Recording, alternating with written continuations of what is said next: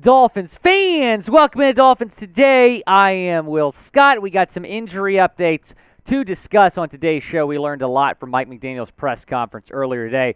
But first, since it is Jets Hate Week, I want to see the comment section spammed with Beat New York. Go and type it in the comment section. The person that comments Beat NY the most will get a shout out on the next show. Go and spam Beat NY down in the comment section because we cannot lose to the New York Jets this week. I want to see it spammed down there in the comments. We're going to be without Byron Jones, though, against the Jets, and we were hoping that he was going to come off the PUP list this week. He was actually eligible to return from the PUP list this week, but that's not going to happen. He will not be activated, and when he was placed on the PUP list before the start of training camp, it was really expected just to be a precautionary thing, just to hold him out the first week or two of training camp, and we were hoping he was going to be ready to roll by week 1. He wasn't. When he was placed on the PUP list in week 1, we were hoping he was going to be good to go for week 5.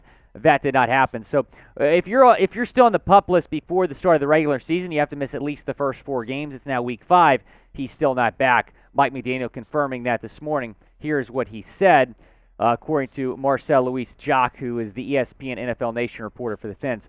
McDaniel says Dolphins corner Byron Jones will not begin his 21-day practice window.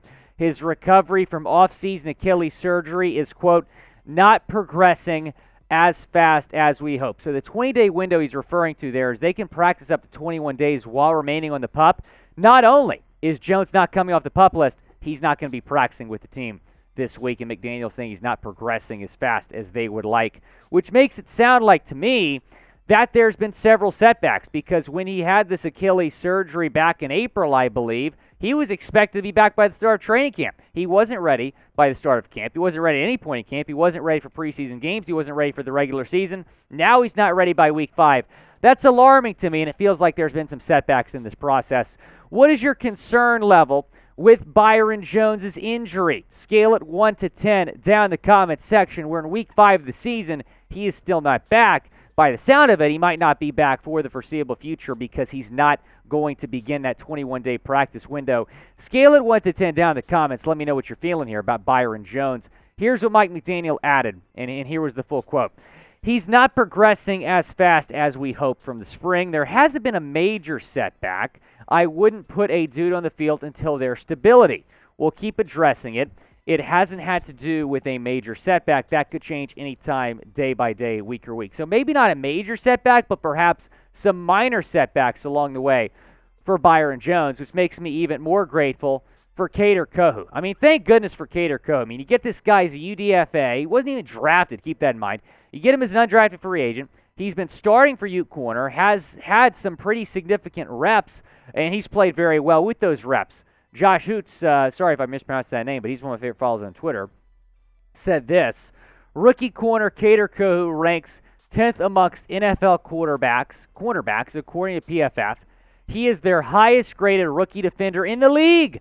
Minimum 150 snaps. Highest graded rookie in the league at on the defensive side of the ball. UDFA out of Division II Texas A&M Commerce. What a story this guy has been. So in weeks 1 or 2, and I think Mike McDaniel might watch this show, because after week 2, I'm like, look, Kohou's been playing very well. You have to get this guy more snaps. Look at that. 119 snaps for Kader Kohou in the last 2 weeks of the season after just 43 snaps in the first 2 weeks. He's been getting a lot more involved and had a pretty solid showing going up against Jamar Chase. Think about that for a second. And the Cincinnati Bengals dynamic offense and all those receivers they have. 7 tackles, 1 pass breakup, was targeted 7 times, gave up 4 receptions against the Bengals. His PFF grade pretty solid from that one. And again, he's the highest rated rookie defender in the league through the first 4 weeks of the season, according to PFF. Guys, go down and subscribe to the channel, because not only are we bringing you news and rumors videos each and every single day, we also have watch parties for every single game. Be sure to join us for Sunday against the Jets. Big game. Huge game for both teams. Subscribe to the channel. We're also going to get you guys a post-game reaction video after that game. Go down, subscribe to the channel. Byron Jones, not the only update we got today. We also have an update on Xavien Howard, who suffered a groin injury that caused him to exit the Bengals game on Thursday night. McDaniel saying he will do everything in his power to play against the Jets. he was on the Week 4 injury report with a groin injury, so it's not like this just came up out of nowhere. He's been dealing with it.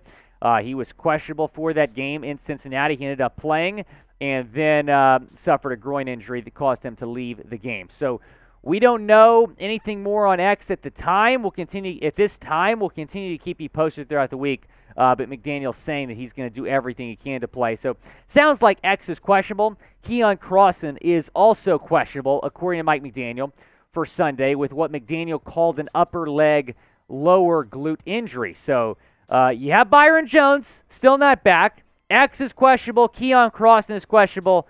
I'm a little bit nervous about the secondary going into that Jets game. I guess the good news is you're playing Zach Wilson, who isn't great at throwing the ball. Xavien Howard, Nick Needham, those are going to be your two top corners if X can play. Crossen, he's questionable. I would be a little bit surprised to see both Howard and Crossen play. We'll see. Hopefully, hoping the best for them. Kader Kohou is continuing to see an increased role on this team with some of these injuries. Then you have Noah Igbenogany and Justin Bethel. I'm going to discuss a practice squad option here in a second if X and or Crossen can't go.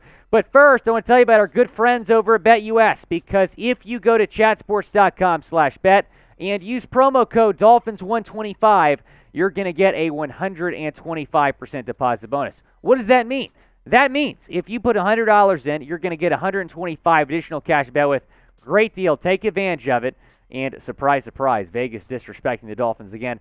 And I understand Tua's out and Teddy's going to be playing, but Teddy Bridgewater is going to outplay Zach Wilson. That should not be a surprise. Dolphins a 3.5-point favorite in MetLife Stadium. Go and bet on the fence. Chatsports.com/bet. Promo code Dolphins125. Talking about that practice squad option. I think Kalen Barnes is going to get activated because, again, I don't think that X and Crossen are going to play. I hope I'm wrong, but if one of those guys are out, you got to activate someone from the practice squad. Kalen Barnes might be that guy.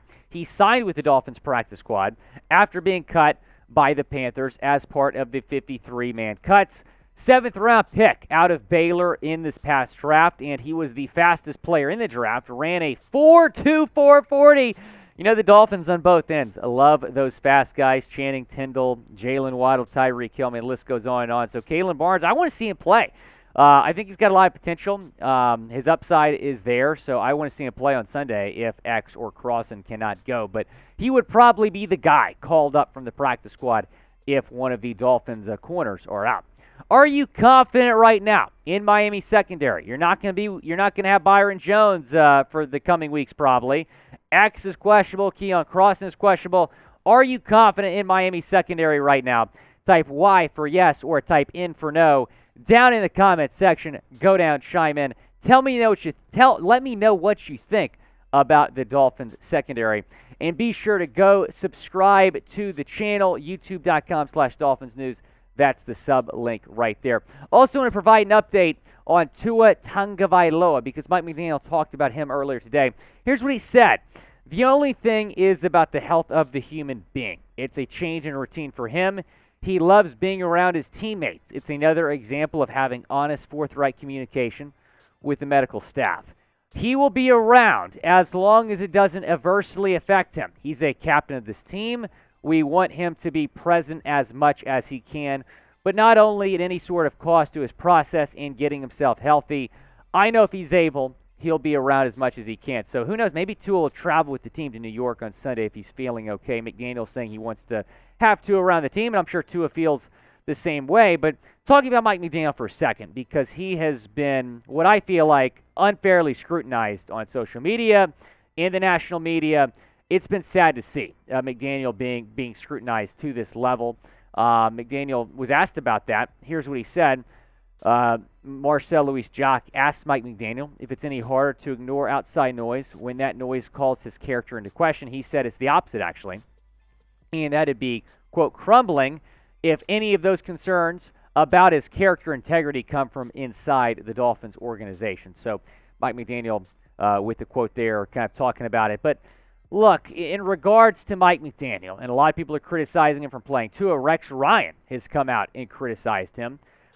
Here's what I would say to that. McDaniel is listening to the Dolphins medical team, and he's listening to Tua Tagovailoa. If Tua was cleared several times, what is he going to do? Bench his quarterback when he's been cleared by the medical team? It's not McDaniel's job to clear Tua. That is the medical team, and it's Tua's job to tell Mike if he's feeling good to go. So I think Mike McDaniel has been really the focus of unfair scrutiny by a lot of those in the national media and on Twitter. So, guys, I want you all to go down in the comment section, type Mike, to show some love to Mike McDaniel, because we love him, man. He's a great head coach, a great leader in that locker room. Type Mike to show some love to Mike McDaniel, because I hope the narrative about him can change here in the coming days once we learn more about this investigation by the NFL and the NFLPA, that joint investigation. They actually interviewed Tua yesterday, so the more information we learn about that, we will let you know as that comes out. So go down, subscribe to the channel, youtube.com/Dolphins News. We got Dolphins live tomorrow, 3 o'clock Central Time, 4 o'clock Eastern Time. A lot to look forward to on that show. We're going to provide some updates on these injuries, some updates on Tua as well. youtube.com/Dolphins News. Go and hit that sub link and turn on your noties.